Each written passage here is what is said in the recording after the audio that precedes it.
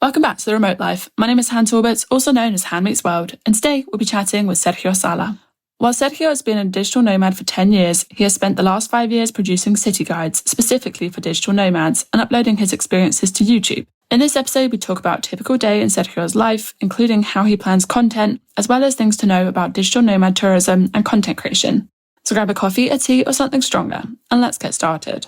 Amazing stuff. Sergio, welcome to the Remote Life podcast. How are you? Yeah, good. Thank you for the invite. I'm excited to be here. It's great to have you. So let's dive straight in. Tell us about you and your remote life journey so far. So I'm Sergio Sala. I'm currently a YouTuber. My main thing is that I film city guides for digital nomads all around the world. I've done more than 30-something videos, literally all over the world. And the idea is just to share, what all the things to do, the community, the co-working, the coffee shops, the areas. Like I try to explain what would a digital nomad do in every city. And that's what I try to do. And that's why people know me from. But it's a long story that I don't know how much you want to talk about. It's your intro. You talk as much as you'd like to. But what was it for you that kind of sparked your, YouTube journey? Like, why did you pick digital nomad guides specifically? Go tell us more. Tell us about me. Okay, then we can go for the long one. Because every time I talk to someone, I would say, you want the short or the long version? We're on a podcast. We've got that. Basically, I've been nomading for more than 10 years. So that's a long time. Like one of the OGs, as people say. But at the beginning, I was a web designer. But before that, if you go back, I actually studied architecture. Like my background is architect. And I always loved to know more about cities, about building constructions, understanding what's happening in every single place around the world. So that's kind of like the start of everything for me. And I was always a creative person from architecture. I always do creative things. So in one of those things, I tried to make my first websites many years ago. And I liked that it took. It was a creative thing to do. And to make sure it's that I started kind of making websites for architects back in 2012, 13, something like that. I started making my first websites as a freelancer to architects. And back then, nobody had websites and people wanted it. So it was easier to get my first clients. That kind of led me from architecture to freelance. And then I just realized, wait a minute, I just need a laptop to work, And then this is cool. So I basically dropped the architecture part and went straight to just web design. And I was able to travel literally slowly, because I started getting my first clients. And then from architect clients, I pivoted to, online entrepreneurs, people who work online, people who were setting their own businesses online. And that's how I started getting my first clients and traveling at the same time. And then I started writing a blog because 10 years ago, nobody knew about this lifestyle. And I felt like I was doing this alone, It was in Spanish. Okay. I also forgot to say that I'm from Mexico. My first content creation was in Spanish. So I started building an audience. I was known as one of the first digital nomads in the Spanish world. And I was invited to conference everybody was figuring out many years ago what was all these things that we were doing, So it was the easiest way to start making an audience and friends and connections. That's how I met a lot of people like Gonzalo, the one from Madeira, and Nacho from Gran Canaria, and Johannes from Noma Cruz, because we were the first ones 7-8 years ago. So slowly from blogging that give me some audience, I changed it later to YouTube to making videos because people wanted it a little bit more than written content. And that was just before COVID that I started making my first videos.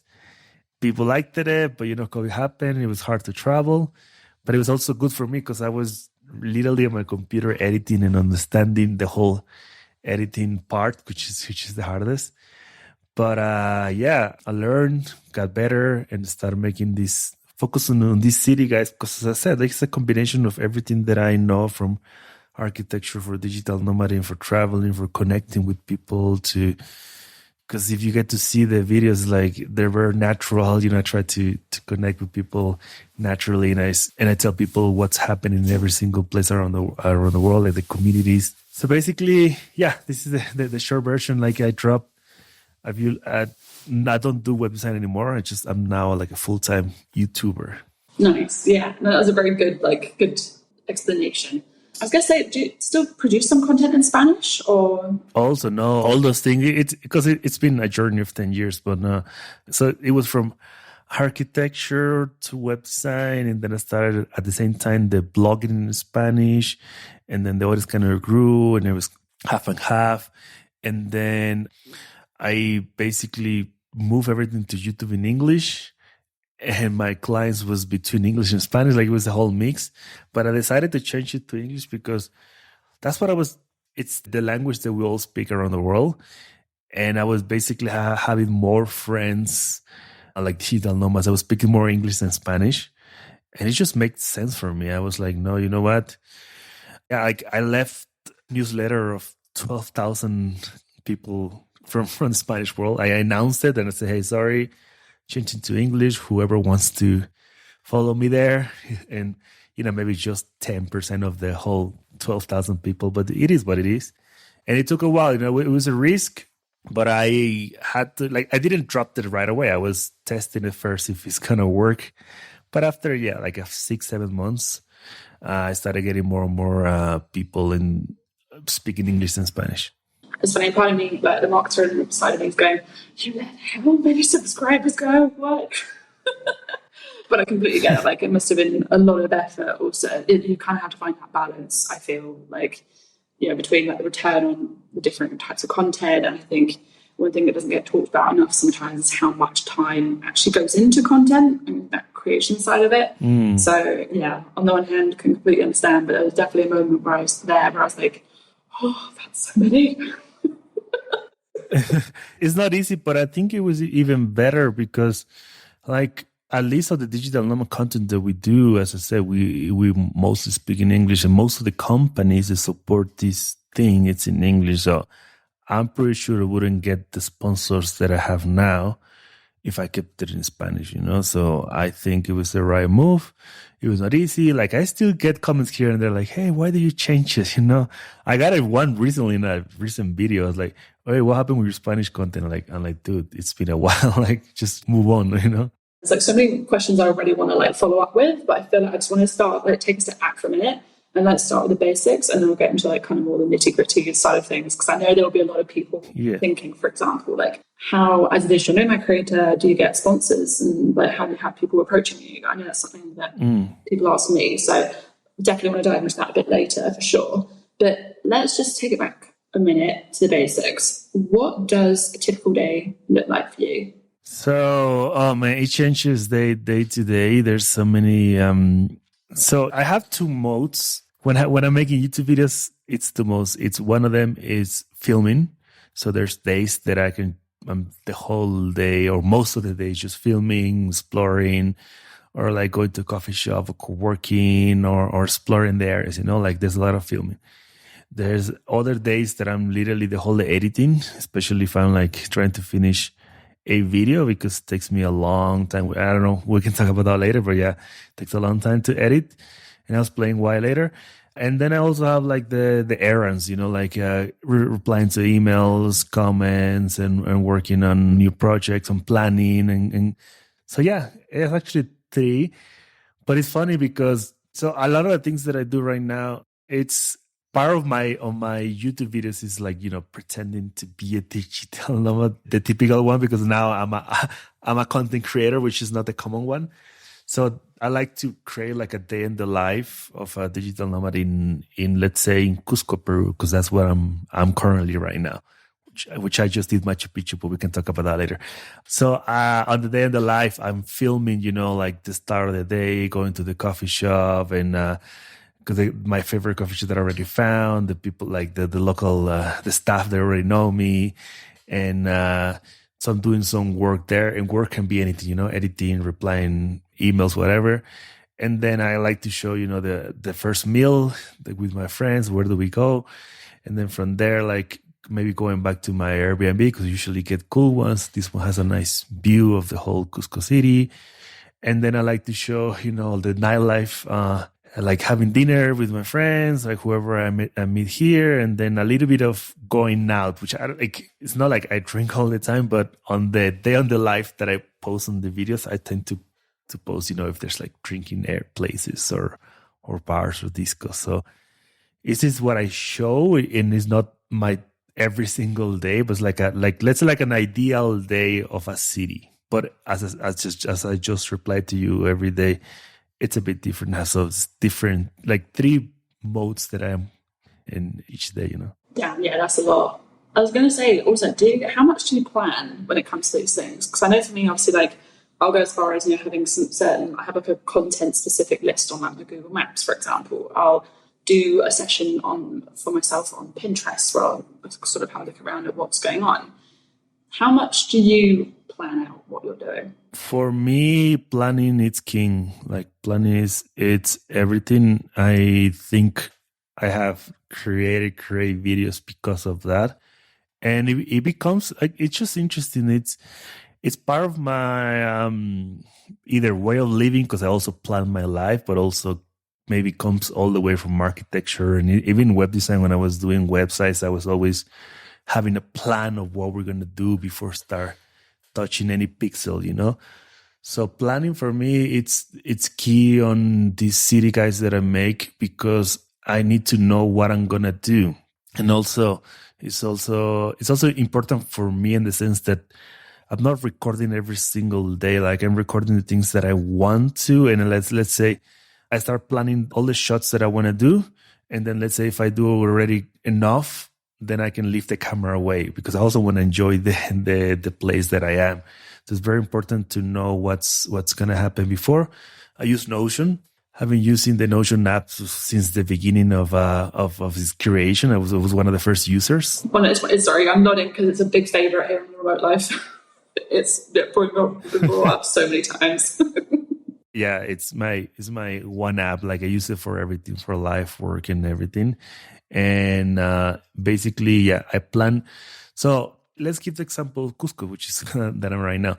Before getting here, I first start like Googling Cusco for digital nomads and see what people has which blog posts have interesting information, no? And then maybe I see a YouTube video, but I don't see any good ones right now for Cusco, so that's good for me. I start searching like all these blog posts and I start piling up all the things. Let's say, they recommend these 5 coffee shops. So I start adding on Notion the coffee shop, this one, Barro Cafe, which is the one that I'm going currently. And then, the area. So this is San Blas, this is the downtown. The activities, of course, visiting Machu Picchu, Sacred Valley, and the Rainbow Mountains. So I start like putting all these things, recording the intro, recording the Airbnb, the areas, the coffees. So I slowly start ticking them off until I fully finish the whole plan of the video. And it's also like things that I learned from filmmaking. Like that's what they do in Hollywood and all the big productions. They have a plan before start making a movie. So that's. By the way, all this is just by self-taught. I've been just learning every single thing, except for architecture, because I study in a proper university. But everything else, web design, writing, blogging, and YouTube is all being self-taught. I think everyone also has a very different style, because again, I'm exactly the same. I did a languages degree. I don't have a marketing degree, none of that. So I very much opened my own blog, and my own YouTube channel 11 years ago now, and was very much self-taught. So I think everyone learns different ways. I think everyone plans different ways. That's why I'm so curious, because I see people being like, here's my planner for January to December, or here's my 3-month planner, or here's my weekly planner. And as cute as they look, that is just 100% not how I operate, especially in the remote life world. My next question for you was going to be, how do you deal with being able to stick to not necessarily a strict schedule or a strict list, but life happens at the end of the day. So if for any reason you can't make it to these places, how do you deal with that? Planning is key, as I said, but I'm also the other key is adaptation, like adapt to changes. And one of the things that I love about Notion is you can easily drag and drop everywhere, move things around. That's how I do it. It's a lot of it's also part of problem solving. Like you go and let's say the mountain rainbow was cloudy. So oh shit, what should I do? So I start thinking, well, either I go back the next day or even maybe I don't have time. Then I'll just have to send the video. Well, I'm sorry, things happen. This is not how. Maybe it's also, I don't know. You can also show, that life happens, and this is the cool things about the videos that I make. As I try to make it natural. If something happens that I cannot completely change it, I would just say sorry. Could be done as I wanted, But I usually try to make it the way that I imagine, because that's part of me. And it's also kind of also the same going back to Hollywood movies. They do screenplays. They draw what they want, For me, it's more what's on my mind, kind of inside, how I want the video to be. So I try to aim for it. But if things change, something like an injury or something like that, but then I'll just have to explain, and say, hey, well, I couldn't. So there's sometimes, actually, one of my first videos in Medellin, Colombia, it's just a whole story that one of my backpacks was stolen from a co-working space and my camera was there. Oh no. Oh God. Gets worse. I know. And I was just resilience. And I said, I still have my phone. Phone has good quality. And it was 3 years ago. So it was like an iPhone 10 or something like that. Not as good as the phone right now, but it's still I'll just finish the video with the camera. And a lot of people didn't even realize that happened, I'm very used to the changes. Happy coincidence. Okay. Always adapted to change because life itself is just changes and trying to find the positives of whatever has happened, I had a not too dissimilar situation, and this was why one of those this is why you get insurance kind of life lessons. I had my phone stolen in Mexico City right at the beginning of my trip. And so then I had to go out. I didn't have to. I decided to go out and get it. I think I had an iPhone 12. And stupidly, I was complaining about it. I was like, oh my God, this iPhone 12 is so annoying. That careful what you put out there, because it then got stolen in Mexico City. And I then went out, and the best option I could find was an iPhone 8. Still, obviously, for my quality, I was looking back now and trying to put it up online. And obviously silver lining because I got a better phone after I left. But of course, you're in a new destination and going, I want to create really nice quality content. And here it is all pixely and it was one of those classic, be careful what you put out there in the universe because you never know what's going to happen. So, and get insurance. Yeah, that's very important too. That is true. So be prepared, but also accept things can happen when you travel and even in everyday life, Out of interest, which insurance do you use? What do you use? I would say doing as well, but I have got I use now based off that experience, because I ended up having to pay a lot of money out of pocket just to pay off the phone that got stolen in the end because I didn't buy the monthly insurance. So yeah, that was on Virgin Mobile, which is now moved over. Because they have the theft insurance now. Yeah, so I was like, no, I'm never going to lose my phone. I've never lost a phone in my life. I've never broken one. So I didn't pay for monthly insurance on my mobile plan. And that's the one thing that has gone missing or been stolen on my travels. I have the Apple Care with the theft protection for the phone itself. Yeah, my family now is in the States, so everything is on the States now. For me, it's just amazing. But I use SafetyWin for other things. They have a $1,000 protection for electronics, just in case. No, they're good. And for any creators listening, they also have a decent ambassador program. Just saying. Yes. Is there anything that people would perhaps find surprising about your lifestyle, about your work? Anything that you kind of wish people knew more about being a content creator and a digital nomad? Yeah, I don't know. Maybe a lot of people don't know how much work it's done, to make these videos possible. Because when you sit down and just watch it, if you don't know much about filmmaking, you just see the video and just oh, cool video, no? But a lot of people who are into filmmaking, dude, how do you do this shot? How do you set up the camera? And so there's, for me, it's a lot of with the planning and set of the camera and then getting the perfect angle and like picking up the camera or putting the camera like in the street, risking it that somebody can take it, which it depends on the place, but a lot of the places that I've been is usually safe, so it's okay. But I try to be creative in some ways and also learning all the time. So it's a lot of work, and then managing all the files because I have a main camera and a second camera and a drone and an Insta360 and organizing all these things. Like I've got my own organization system for everything. Like as I said, I learned everything just by myself, but I have like a whole kind of like the Hollywood thing going back to have 4 process of filmmaking: the pre-production, production, filming, editing. So I just started creating my own process that a lot of people don't see the behind the scenes of creating a single video, which my videos, if people haven't seen it yet, they're like 30 to 50, like the longest is close to 1 hour, the Chiang Mai, Thailand video. Mm-hmm.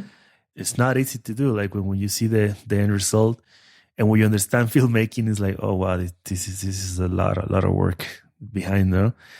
Because especially the filming 1 month, the key highlights of what's happening, it's a lot. So when people see me in person and they see, oh wow, and I never expected that you were doing so much, because when you see it in the camera, it just looks easy and chill and like a cool lifestyle and everything is. You've done it right. Just relaxing. You've done your job. Yeah, so I think that that's a surprising thing that it's a lot of work. How long would you say that it takes you to edit roughly that one video? I've been also checking that.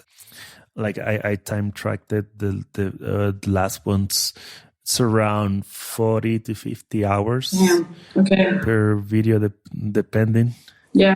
And it's even more, but just the editing, and I don't count the breaks because I stopped I pause when I have breaks and things like that. Mm-hmm. And if people wonder why do I edit? Because a lot of people say, oh, why don't you hire someone? The main reason, well, there's 2 reasons. First, because I like it, even though it's so tiring and time consuming. The second one is mostly because it's kind of like the king reading. It's like if I'm the artist, I'm the one who can create this sculpture, just as an example, Like I know the technique and all the stuff.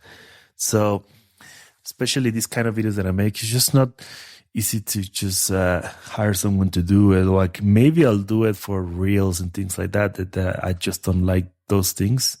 I don't like TikTok. I don't like reels, but I know people want it. So maybe I'm going to hire for people for that. But the sauce of the way that I create the videos, it's even harder or take more time to explain someone like some details that happen here in Cusco, let's say, and start explaining the editor, hey, you had to put this because of this and this and that.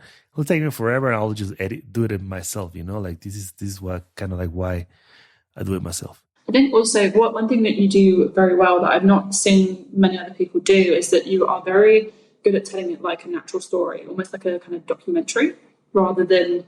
So if you type in YouTube, a lot of the time, a lot of the videos will be, and again, there's obviously no problem with it, but I know for myself, I like to kind of get a feel for the vibe of places, but a lot of people tend to focus, generally speaking, on the top level stuff, let's say. So costs, general activities, hostels, or it's a very kind of like top level experience.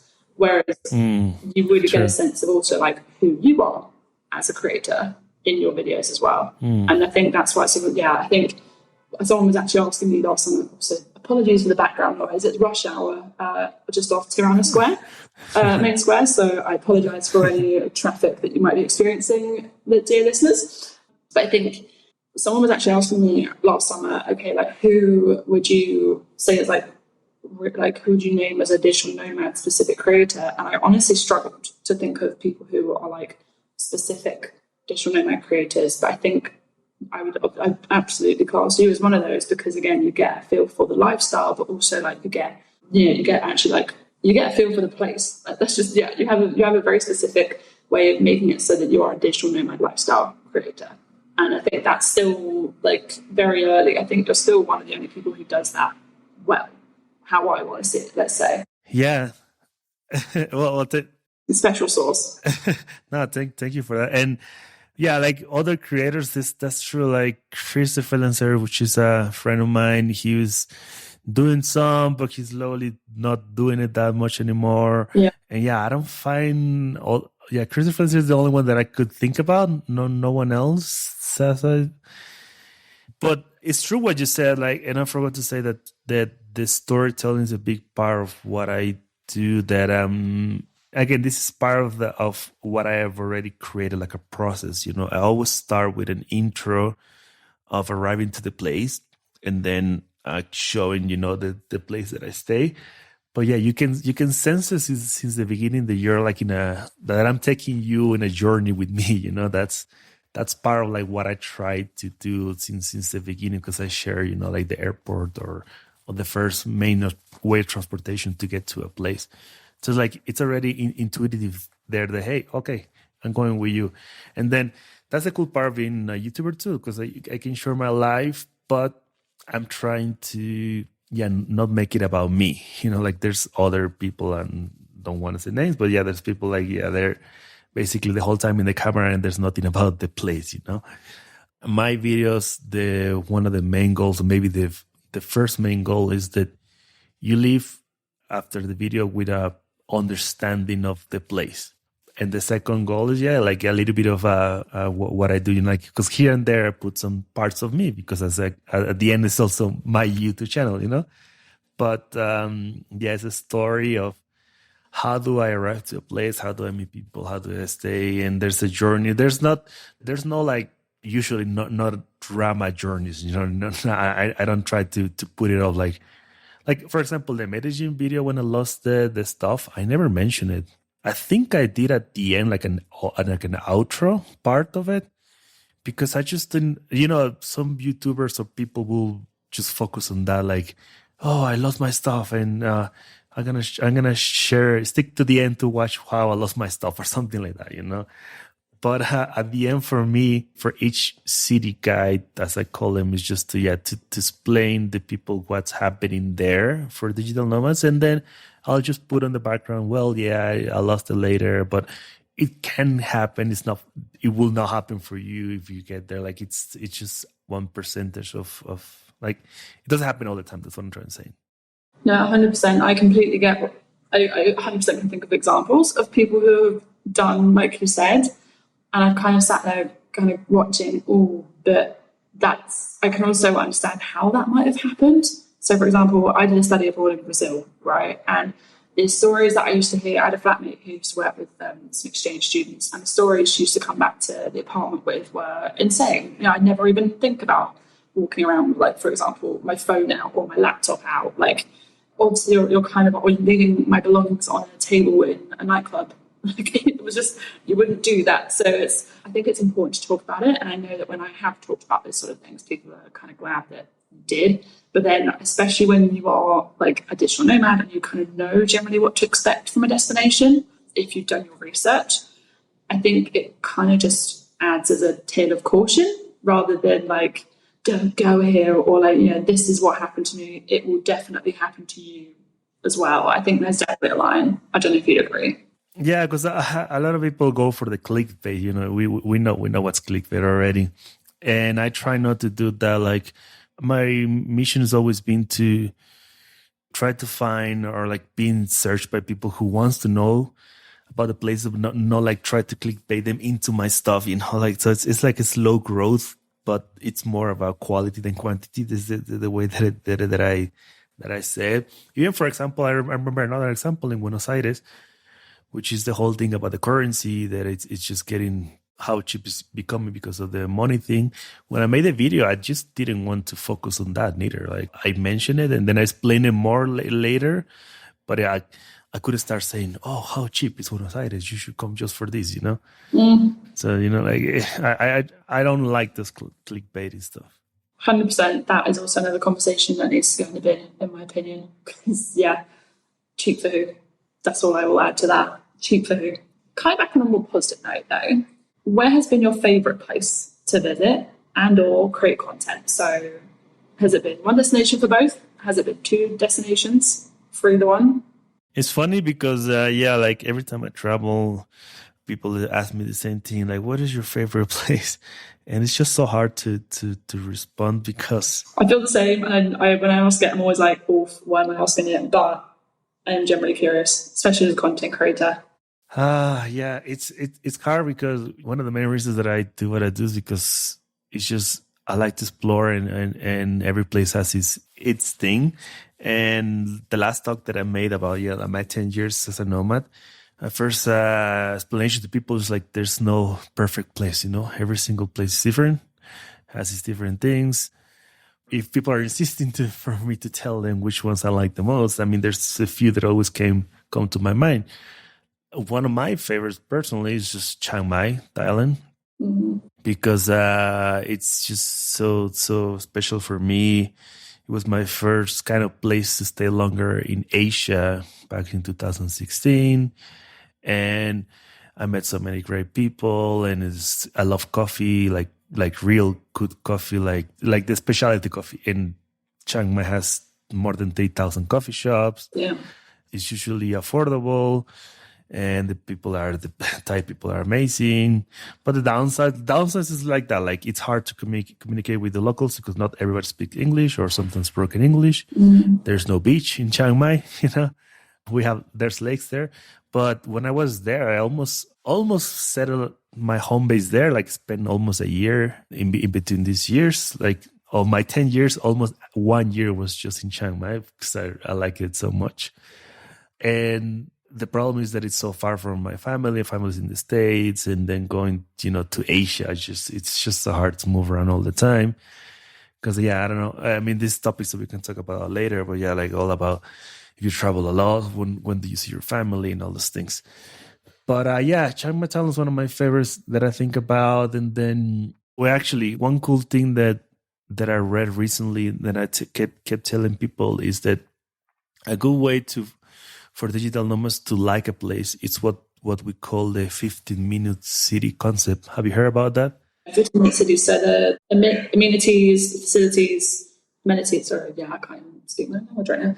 Having everything within 15 minutes walking, is it? Not walking, but like just reachable by 15 minutes. It could be a scooter, it can be a car, whatever. That makes so much sense. I never thought about it like that. That was going to be a question as well. I was going to say, how do you pick places?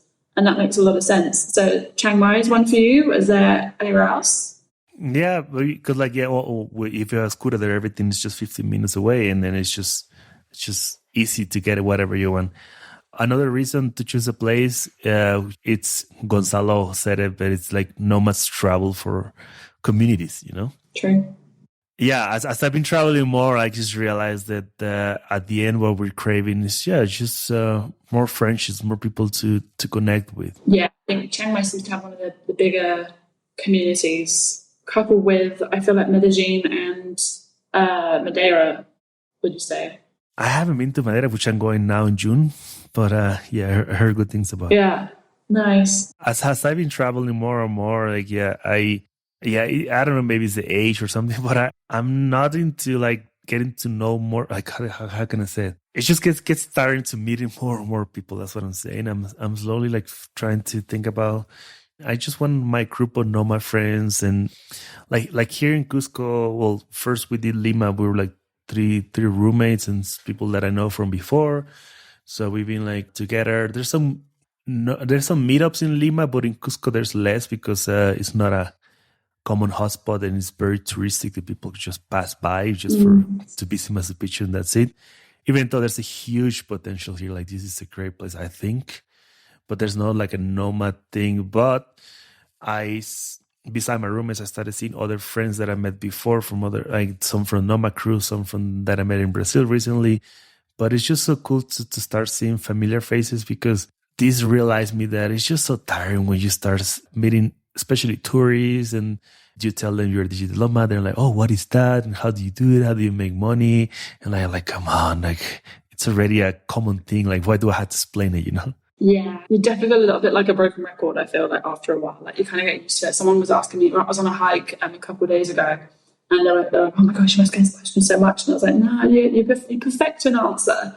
But also, yes, it gets very tiring having to explain yourself, especially, again, same as you did with your intro. You're like, do you want the short version or do you want the long version? Because it's a very long version.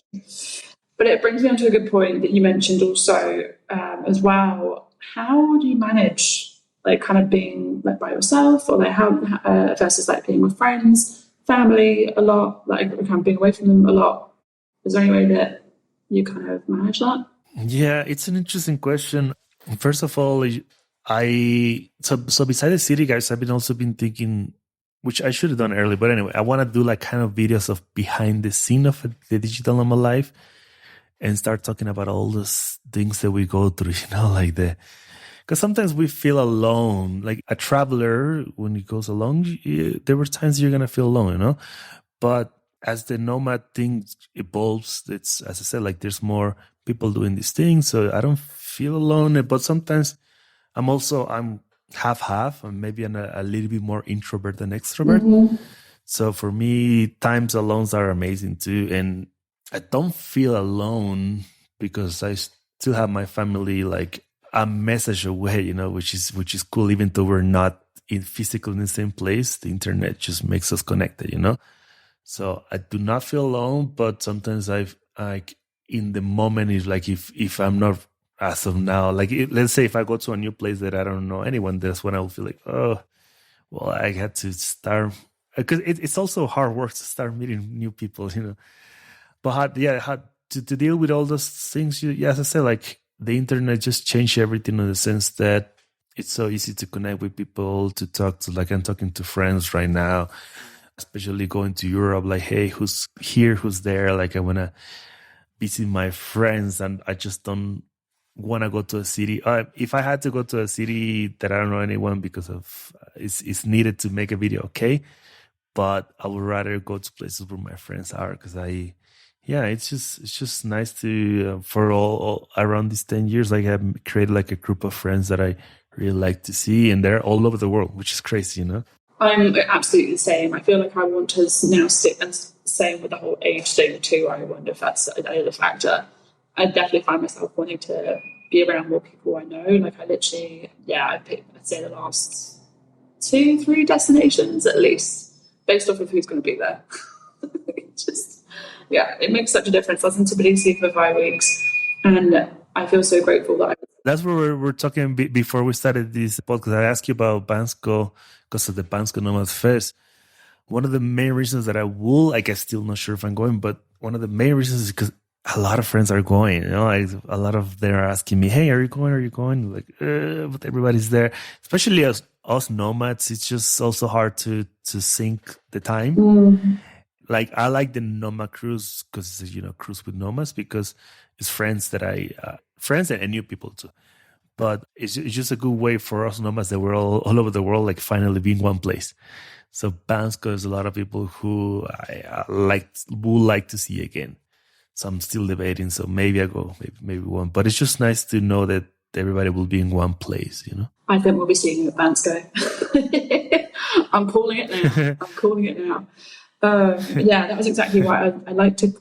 It's funny. I definitely also partially wanted to go. I try to sort of pick destinations also based on the events as well. Like, so going back to the Tbilisi example, there was a content creator conference that was happening, and then obviously quite a few people then stick around afterwards. So as a content creator, it's great because then you can also like buddy up and you can go get content for a day together. You can then like hang out and discuss random, like, the pros and cons of WordPress versus Squarespace. It's just, it's just a whole other vibe, I feel. Because again, you've got people who are not only doing what you do as a job, but also living that lifestyle. So you can, it's almost like meeting up with our version of like our colleagues too. So that's the things that I would like to talk to, like on a deeper level. But let's say, the difference right now with the internet is that back in the days, or let's say when you go to college, or especially let's say in high school, like the friends that you made back then, it's what we call by proximity. It's the people who were on the same area, and then you kind of became friends. And the reason that we start slowly losing those contacts after the years is because the interests are different. And it's just natural. Like I lost a lot of my, not fully. If I write someone, maybe, hey, let's catch up, but it's not like I talk to them frequently on my friends from high school.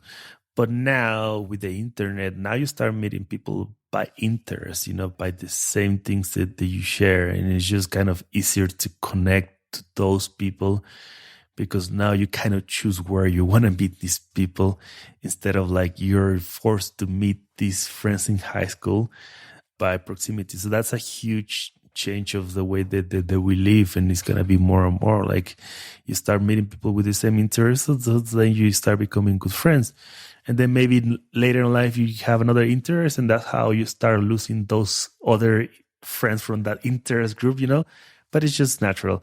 So that's the cool thing about the internet. That's why we all digital nomads, we kind of share this part of traveling the world and working online.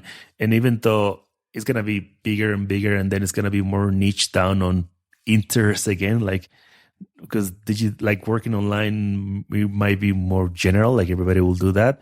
So now it's going to be more into small niches. Exactly what Gonzalo's doing, like he's trying to make a group of nomads who are into fitness. So there's the fitness one, there's the content creation, because being a YouTuber is way different than a SEO or like a indie hacker, So we first had this niche of digital nomads, but now it's so big that slowly it's going to becoming niches of digital nomads, of the fitness guys, of the YouTubers, of the runners, of the writers, just whatever is happening in the world. 100% agree. That's why I want to get the remote creatives off the ground, because there's so many of us who are we would love to know if there was more creators in the city that, you don't have to necessarily be like a professional, for example, but you might have an interest in taking photos, or you might just want to hang around creative people for a day or whatever. So I think it's so true that although we obviously work predominantly kind of online and it kind of exists, if you will, online, we are human at the end of the day, and we still want to be around people where we don't feel like we have to necessarily explain again, like where we're from, what we do, like how do we manage it. Yeah, and we can just kind of exist in the same kind of group of people as well. Yeah, it gets that. Like I just did the Inca Trail hike to Machu Picchu, which is I'm actually gonna make a full video about it. You can check that on my channel, just about the hike, because it's very special for me, because I did it 10 years ago. Mm-hmm. But before we got into the reason that I'm bringing it up is because like you were forced to go with other 5 people extra from my roommates, and these people, like, let's say normal people, like they don't do work online. So even though it was nice to meet them and everything, some of them were like, hey, are you making money of YouTube? And I like, yes, it's possible. That's part, like, yes, okay, I had to tell you because you don't know this world, okay? Yeah, it's just, it reminded me, like how we are like in a whole different level. But I don't know why did I brought this up, but yeah. I will quickly ask you, because we obviously touched upon it briefly at the beginning. What are, you don't obviously don't need to give us numbers, but what would you say, like, a general sort of like pieces of the pie that make up your income? Because you mentioned sponsorships as one of them. That's the main for me. I get some deals with a few sponsors that I just promote it on my videos, and each video that I make, they get a lot of views on the long run. Like I start seeing some of them. I got lots of views at the beginning, but now I started seeing that it's in the long run. They slowly get more and more people. So I promise this sponsor, hey, you're gonna be seen in for a year or more, like, and I got a few, like the typical. I got Skillshare recently, which is pretty cool. Like a lot of YouTubers in the same. So like they pay well. It's not good to say numbers, but they pay well. Then I had one for almost 2 years, which is nomadlist.com, and it was very connected to what I was doing. So it was easy to do these collaborations, and they were paying me monthly. And I'm slowly working on new ideas, not to depend on sponsors, like creating my own products. I'm a bit slow on that, but I have a few ideas. Like I bought the domain nomadhandbook.com, which I think is a cool one, to create like a simple guide to make people get into the digital nomad thing. And I want to make like one of my main products that I can just promote it on my end without having to rely on sponsors. Like the idea is just to have like a little bit of a passive income if possible. And I have a few other things like retreats that I'm starting to work. I did 2 or 3 already. I'm working on a new one, maybe in Mexico with the new Maya trains, like a train goes around Cancun, Playa Carmen, all the stuff. And maybe I'm going to work it out. So my plan is to start making more of my own products as the audience is growing. So I don't have to rely on the sponsors because they're paying well, but they change, especially, like when I lost the contract with Nomad because it's been already 2 years, and now I need to search for more. I realized maybe I should just rely on my own things instead of searching for other companies. I mean, 100%, but also like it's great to have that kind of. I think the partnerships part is really great when we come together and share those resources and whatnot. But I can understand also, definitely after the pandemic as well, the need to diversify as well. I'm diversifying in a few things like sponsors, online products, retreats, affiliate marketing. I get a lot of free stuff, which is cool. I get free accommodations on the exchange. It's kind of like a payment, like some of my videos, especially if I stay in co-livings, I try to have an agreement like, hey, if you give me the whole month for free, I'm going to put you there as a hidden promotion, like it's basically a lot of showing their co-living space and people see it and they want to stay there. So I have those kind of agreements, exchange, plus the main sponsor of the video, plus like free gear, free stuff that it's a lot of stream of incomes that add to have a full-time job, no? You just unlocked a whole bunch of other questions that I really want to ask and dive into. But I'm super wary of time at the moment. So I feel like if people want us to potentially have another conversation around, because again, I'm having done content creation professionally, if you will, for 11 years, I can talk about this all day. So let's just deep dive right now. But I'm very wary of, we've got we're at 52 minutes now. That's crazy. Just some quick questions for you though. Do people reach out to you from brands, or do you pitch to them, or is it a mixture? Yeah, first of all, it's funny because I said that I'm an introvert, but if you put me in a talking mode, I can talk for hours.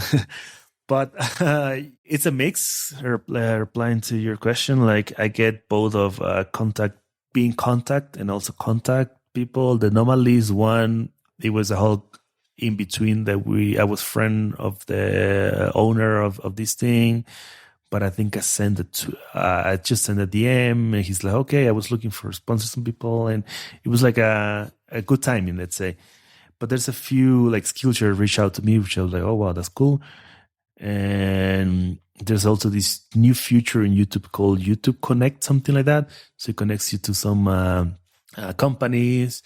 But I'm also trying to find my own companies. There's a few that I would like to work with, like Wise, the app for currencies. I've been trying to reach out to them, but they don't reply or stuff like that. So it's a mix. I get good ones, then I get some emails of really weird companies. Like, why did you talk to how? There's no connection to my audience because at the end, I want to promote things that are kind of connected. Like the last one that I did with Skillshare was nice because I connected it with the video that I made of Seoul, South Korea, and I was genuinely learning how to write Korean because it's one of the easiest of the Asian characters. And there's a Skillshare course about learning Korean. So it was a perfect sense. Hey, if you want to learn Korean, it's one of the easiest. It takes you literally 1 hour. You understand at least some parts of it. And it was a pretty nice promotion, Then Safety Wing, which is I'm going to work with them for a few videos. Of course, this is what I use as my travel insurance for a while. And they had this new theft thing. So this is just really easy to promote it because I also use it. And Wise, I want to work with them because I used it a lot in Brazil because they have this thing called Pix in Brazil and Wise has that option. So anyway, yeah, it's only companies that I really like. For my clothes that I'm wearing right now, I mean, people are listening, not watching, but it's all Western Rice. It's the company that I love from the States in Colorado.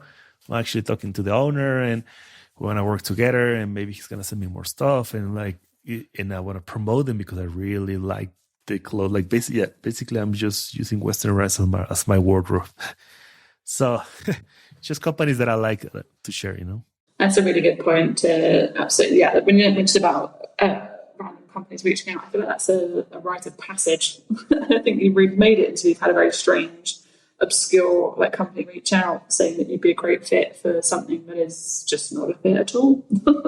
I feel like there are many people asking, and this is something that I know for me I'm trying to explore a little bit more. When it comes to ad disclosures and promotion, kind of which country do you tend to base that off of, or do you not? Or how do you kind of make sure you are also not crossing any disclosure lines as well? No, like I try to be clear when it's promoted content, and I also, whenever I sign something or agreement, I need to tell the companies that I will only promote it if I really think they're suitable. Like I don't want to do something that is forced or doesn't make sense, or like because I'm usually a positive person.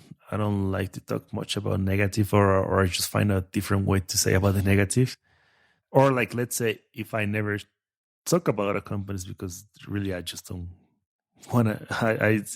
I really don't like it, but I don't want to say it. So I will only promote things that I really like to share. Yeah, and do you tend to kind of go by the American ad disclosure laws, or do you just kind of do it based off of putting ad or just on the bottom saying that the disclosure, like, hey, if you click on this, like I get something, or I get paid to do this, and like a small disclosure.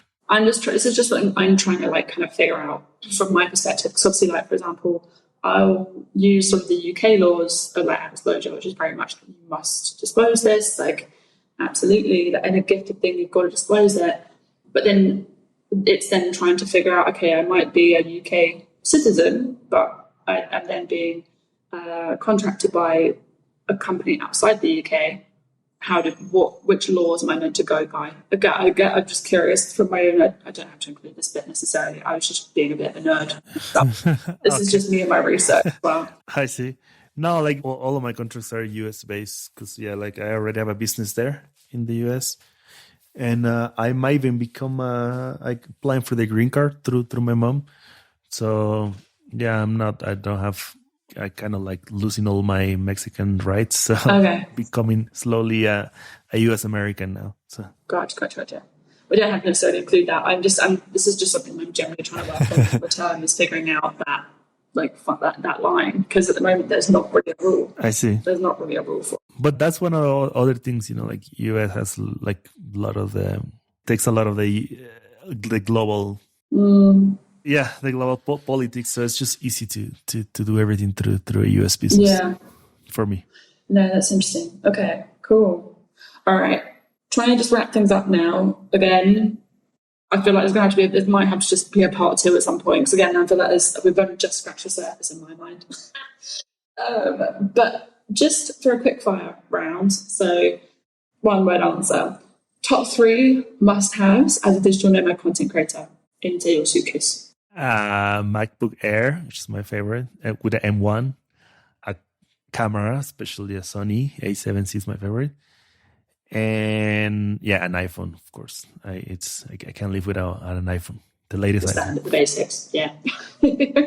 Yeah. And what's one thing that people might not expect that you've got in your luggage? Well, I'm traveling with an AeroPress, which is a coffee maker. It's a small coffee maker. I am not using it because I go to coffee shops, but I still carry it with me. So it's people are surprised with it. That's so random. I love it. I'm like, does that make you somehow more of a stereotypical nomad somehow?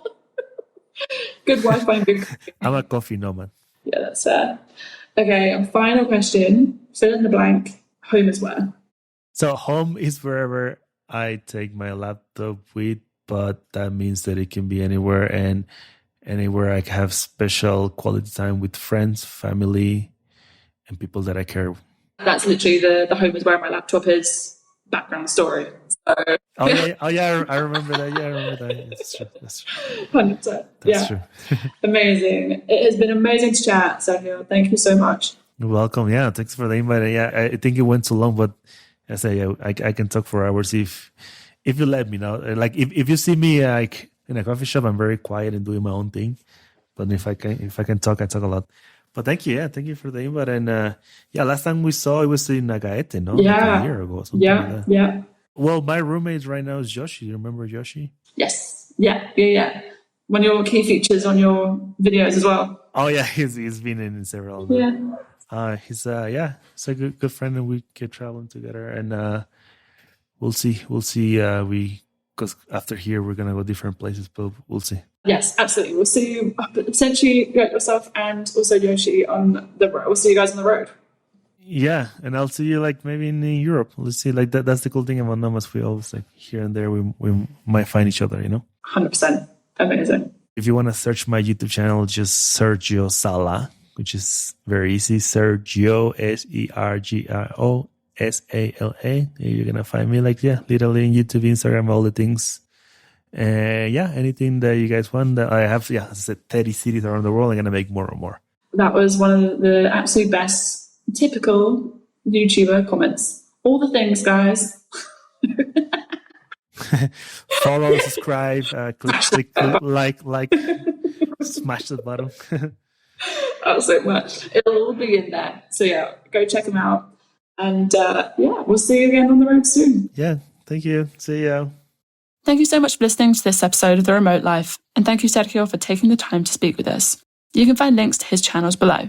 Thank you so much again for listening, and we can't wait to remote work with you again soon.